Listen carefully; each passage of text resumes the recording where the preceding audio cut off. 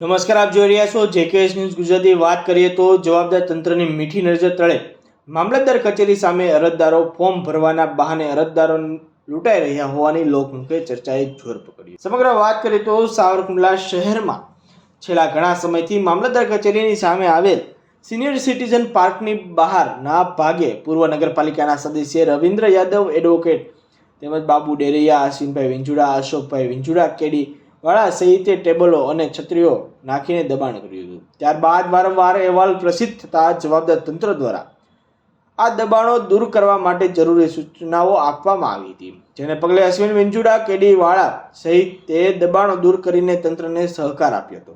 પરંતુ બિલાડી જેમ ઘર ફેરવે તેમ આ બાબુ ડેરૈયા અને લાયસન્સ વગરના રવિન્દ્ર યાદવ અને એક અશોક વિંજુડા સહિતના મામલતદાર કચેરીની સામે ફોર્મ ભરતા કેમેરામાં કેદ થયા છે। ત્યારે અરજદારો લૂંટાઈ રહ્યા છે એવી લોકમુખે ચર્ચાઓ ત્યારે લોકમુખે એવી પણ ચર્ચા જાગી છે કે કચેરીના જ એક અધિકારી રવિન્દ્ર યાદવ અને બાબુ ડેરૈયાને બહાર બેસવા અને વેપલો કરવા માટે સપોર્ટ કરતા હોય એવું લોકમુખે ચર્ચાઓએ જોર પકડ્યું છે।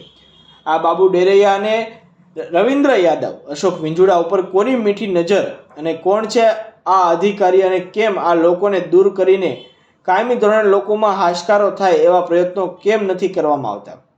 તંત્ર બધું જ જોવે છે કે મામલતદાર કચેરી સામે ઓટલા ઉપર અને સિનિયર સિટીઝનના ખૂણે એકદમ લીલા ઝાડ નીચે કોણ ફોર્મ ભરીને વેપલો કરે છે, છતાં તંત્રના આંખે પાટા કેમ? તેવો વેધક સવાલ લોકોના મનમાં અને બહાર ફોર્મ ભરવામાં અરજદારો પાસેથી મોટી ફી વસૂલ કરવામાં આવતી હોય એવી વાતો લોકમુખે ચર્ચાઈ રહી છે। શું જવાબદાર તંત્ર દ્વારા કોઈ પગલાં લેવામાં આવશે કે કેમ તે હવે જોવાનું રહ્યું। જેકેએસ ન્યૂઝ સાથે યોગેશ ઉનડકટ, સાવરકુંડલા।